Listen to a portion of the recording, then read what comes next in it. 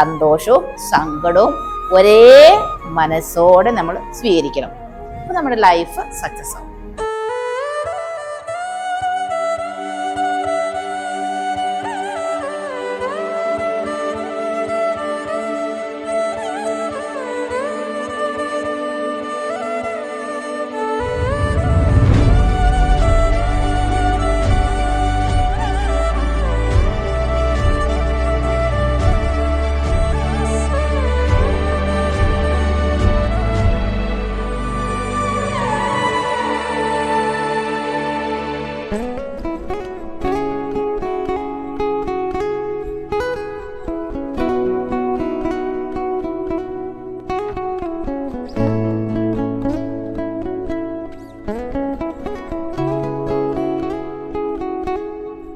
ആയിരത്തി 1970 മെയ് 30 കാലടിക്കടുത്തുള്ള മഞ്ഞപ്ര എന്ന ഗ്രാമത്തിൽ ജനിച്ച സിസ്റ്റർ അഭയ 90കളിൽ സഭവസ്ത്രം സ്വീകരിച്ചു.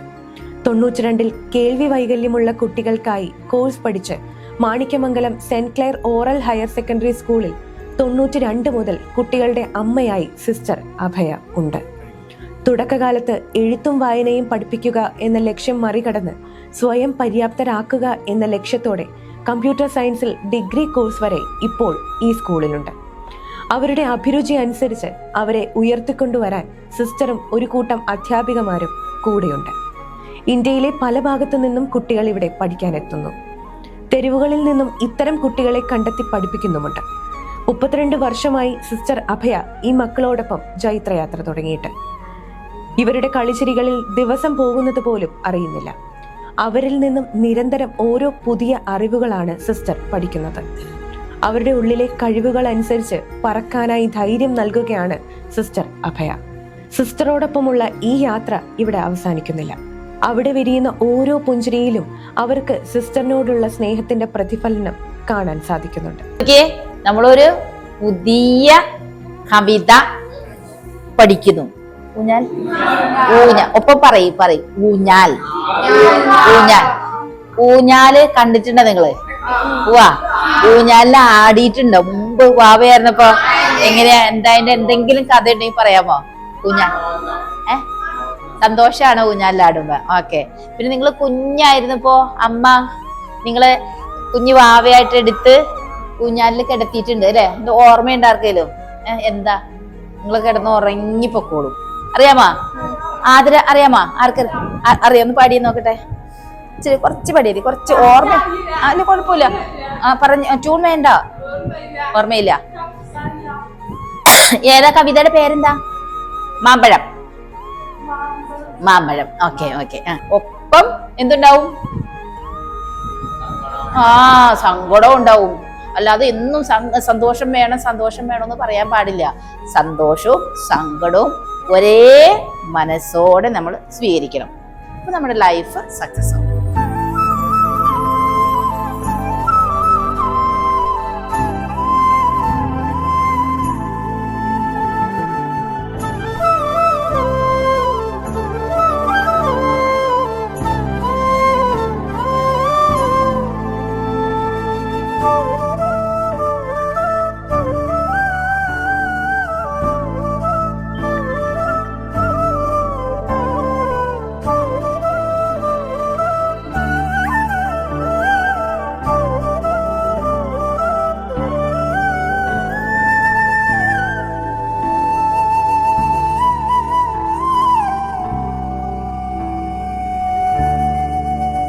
എല്ലാവർക്കും നമസ്കാരം. ഇതാണ് സിസ്റ്റർ അഭയ ഫ്രാൻസിസ്.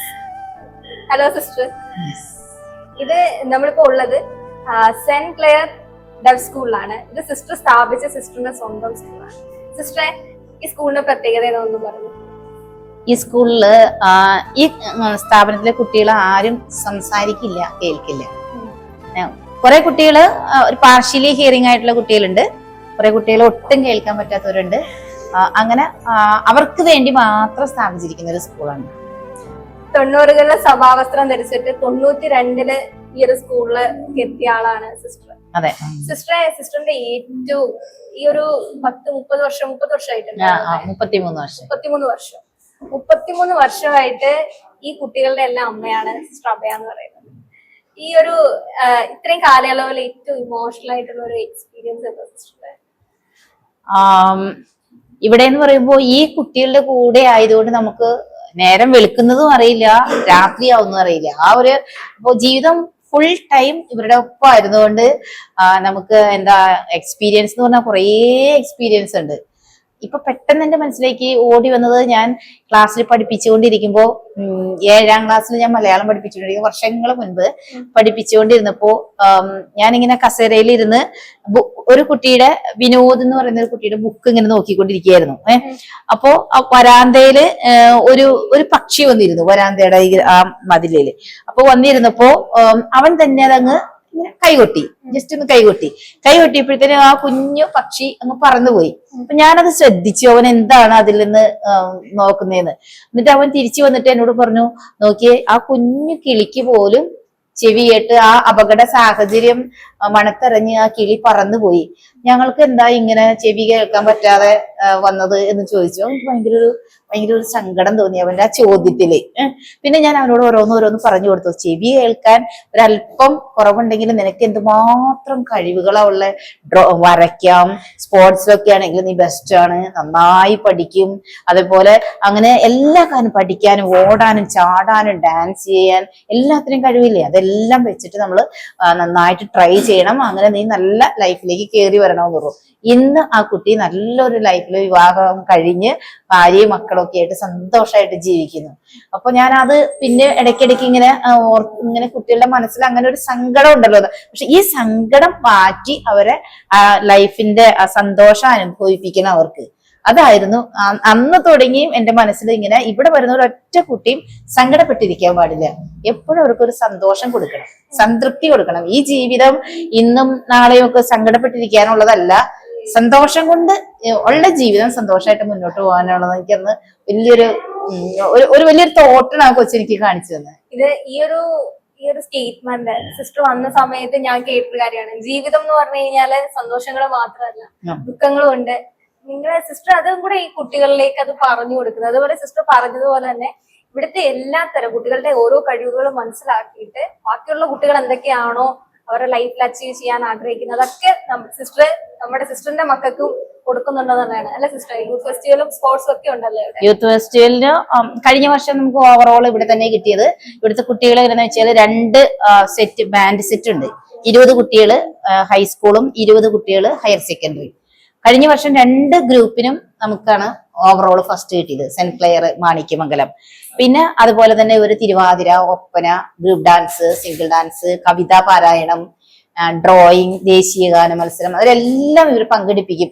ഇനി നമ്മളെങ്ങാനും ഇപ്പൊ ഈ ഇരിക്കുന്ന കുട്ടികളൊക്കെ ഉണ്ടല്ലോ, ഇവരൊക്കെ സ്കൂളിൽ വന്ന് 1 മാസം കഴിയുമ്പോഴത്തേനും പറയും എന്നെ ബാൻഡിൽ ചേർക്കണം, എന്നെ ഡ്രോയിങ്ങിൽ എടുക്കണം, അങ്ങനെ. അപ്പൊ എന്നിട്ട് അവര് തന്നെ എന്തെങ്കിലുമൊക്കെ ഒന്ന് വരച്ചുകൊണ്ട് വേഗം കാണിക്കും, എന്നെ എടുക്കൂലേ. അങ്ങനെയാണ് നമ്മൾ സാധാരണ, ഞാൻ വേറൊരു സ്കൂളിൽ പഠിപ്പിച്ചിട്ടുണ്ട്, നമ്മൾ എന്തെങ്കിലും ഒരു കുട്ടിയോട് പറഞ്ഞാല് അയ്യോ ഞാനില്ല എന്ന് പറഞ്ഞ് പിന്മാറും. പക്ഷെ ഇവരങ്ങനെയല്ല, ഇവരത് അതിനകത്ത് ഞങ്ങൾക്ക് ചേരണം, ഞങ്ങളുടെ കഴിവ് തെളിയിക്കണം, അങ്ങനെ വാശിയുള്ള കുട്ടികൾ അവരെല്ലാവരും. സ്പോർട്സിലൊക്കെ ആണെങ്കിലും ഭയങ്കര സ്മാർട്ടാണ് അവര്. അതിരാവിലെ എഴുന്നേറ്റ് പ്രാക്ടീസ് ചെയ്യാനും നാഷണൽ ഇന്റർനാഷണൽ തലത്തിൽ വരെ ഇവിടുത്തെ കുട്ടികൾ പോയിട്ടുണ്ട്. ഇപ്പൊ നമ്മള് ഉള്ളത് ഹയർ സെക്കൻഡറി ക്ലാസ്. ഇതെല്ലാം ഹയർ സെക്കൻഡറി സ്റ്റുഡൻസ് ആണ്. ഇതെല്ലാം +2 സ്റ്റുഡൻസ് ആണ്. ഇതിൽ ഏറ്റവും ചെറിയ മക്കൾ എത്ര ക്ലാസ് ആണ്? ഇപ്പൊ ഇവിടെ ഉള്ളതില് 3.5 വയസ്സ് തുടങ്ങിയുള്ള കുട്ടികളുണ്ട്. അവരൊക്കെ LKG UKG ക്ലാസ്സുകളില്.